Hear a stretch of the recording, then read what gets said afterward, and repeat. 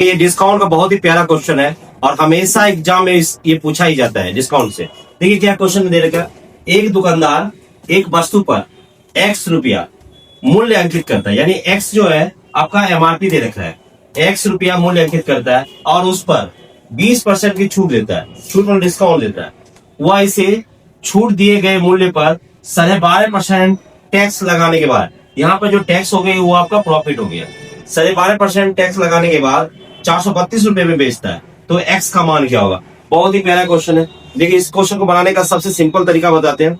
देखिए आपको क्या क्या है दिया हुआ है, 12.5% 20% छूट दे रखा है, आपका 20% छूट।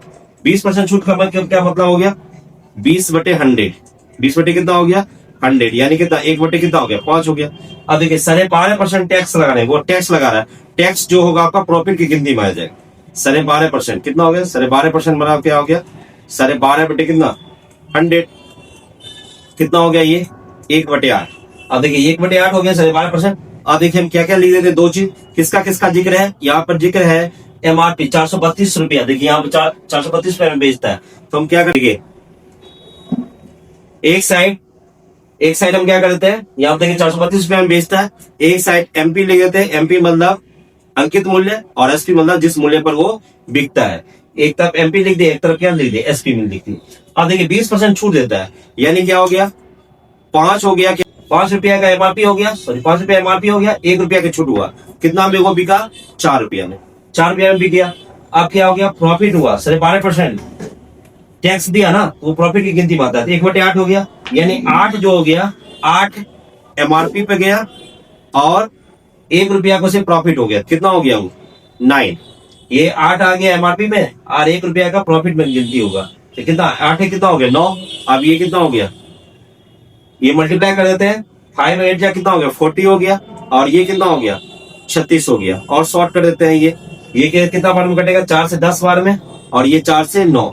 आप देखिए क्वेश्चन में दे रखा है, क्वेश्चन में क्या दे रखा है, क्वेश्चन आपको दे रखा है 432 रुपए में बिकता है, यानी एसपी कितना हो गया 9 यूनिट, 9 यूनिट का वैल्यू कितना है, यानी देखिए 9 यूनिट का वैल्यू कितना हो गया, देखिए 9 यूनिट का वैल्यू हो गया किसके बराबर 432 के बराबर।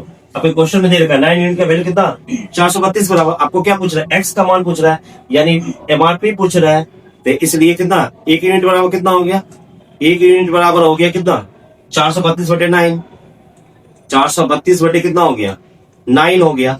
अब आपको किसका पूछ रहा है 10 यूनिट, 10 यूनिट का कितना, ये कितना बार कटेगा, ये कट जाएगा 48 बार में, यानी 1 यूनिट का वैल्यू कितना हो गया 48। आपको क्या निकालना है 10 यूनिट, 10 यूनिट निकालना है, 48 इंटू कितना 10, 48 इंटू 10 हो गया, यानी कितना हो गया 48 इंटू 10 कितना हो गया 480 रुपया हो जाएगा। यानी कौन सा ऑप्शन हो जाएगा बताइए, इस समय कौन सा ऑप्शन हो जाएगा, ऑप्शन नंबर डी आपका सही जवाब हो जाएगा, 480 रुपया आपका एमआरपी हो गया।